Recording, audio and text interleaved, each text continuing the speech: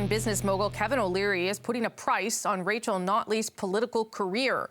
He says he'll invest $1 million in Canadian oil companies if the Alberta Premier resigns, suggesting Notley's inexperienced government is unable to deal with a falling dollar and mounting job losses.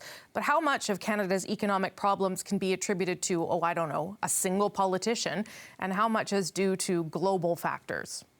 Joining me now, Kevin O'Leary. He is chairman of O'Leary Funds and one of the investors on ABC's Shark Tank, and he joins us from Palm Beach County, Florida. Nice to see you.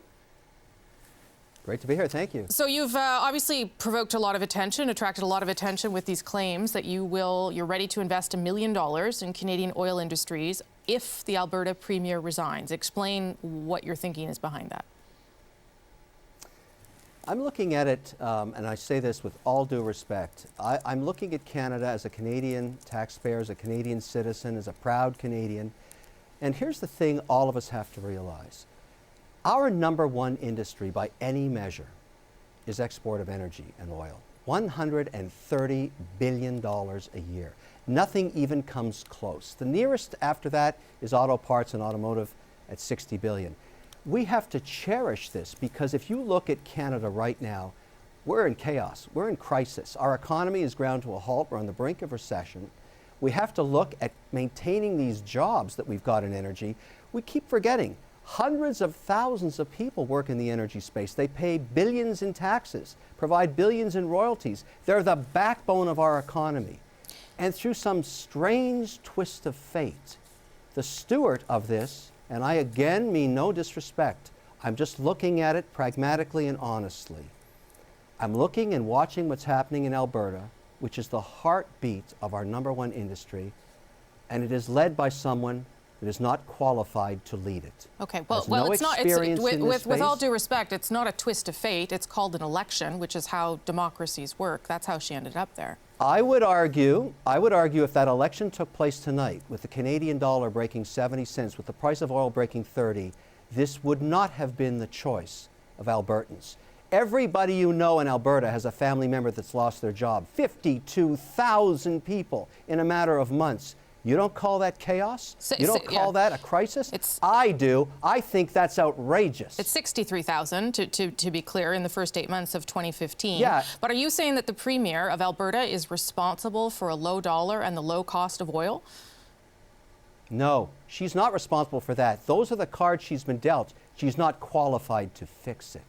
That's what's painfully obvious. I'm sorry I have to say it this way. Sometimes you have to say the truth, because that's what it takes to fix the problem.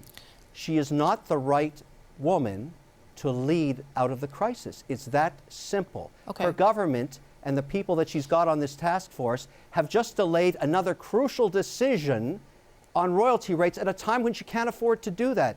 You can't keep policy hanging in the air while millions of dollars are lost every day, thousands of jobs. I think it's wrong. It's just wrong. Yeah, Am I the only person that sees it that way? Are you actually saying that it only makes sense to invest $1 million in Alberta's oil sands if Rachel Notley steps down? Otherwise, you're not interested in putting that kind of money into the industry? I will not put any money into the industry in Canada until we have a stable policy from the government, and nor will anybody else, if you haven't noticed. One of the reasons the Canadian dollar is collapsing is there's no demand for it, because investors have found alternatives to put their and deploy their capital in the energy sector. The last place you would deploy money right now is in Alberta, because you can find lots of other opportunities where government's a lot friendlier to those energy companies. Now, the energy companies, though, I'm just one observer. Yeah, but the energy companies, when Rachel Notley made her announcement on sort of the future of the industry inside her province, she had the energy companies there with her. They were on side with some of the changes she was proposing, and the price of oil was still low at that point. They recognize there's a need to innovate and change. That was 62,000 jobs ago. That was almost $20 in the price of oil ago. That was long before the Canadian dollar broke 70 cents. You hear what I'm saying? This isn't business as usual. It's a crisis. We need a leader that can fix it. Here's what I suggest should happen immediately. Yep. Take the top 6 market cap companies in Alberta, get their leaders in a room with the top 5 government officials from the province and 5 government officials from the federal government. Come back to a plan to the Canadian people to explain how they're all going to work together to safeguard those hundreds of thousands of jobs, safeguard the industry, safeguard our competitive nature of our technology to keep us alive during the next 2 years. I don't hear that out of Rachel. I don't hear that. What I hear is, let's raise taxes. Let's mess around with royalty rates. Let's talk about more carbon initiatives. That's not saving an industry. That's killing one. I'm not okay with it. But if I have to say this in the hard love, I'm happy to do it.